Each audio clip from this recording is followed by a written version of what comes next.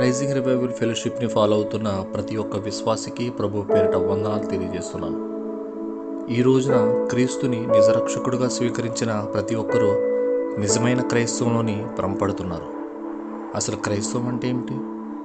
విశ్రాంతి దినమున దేవాలయంలో గడపడమా? బాధ కలిగినప్పుడల్లా తండ్రిని మొరపెట్టడమా? లేక క్రైస్తవం అంటే వృద్ధాప్యంలో చేసేదా? లేక రిటైర్మెంట్ తర్వాత చేసేదా?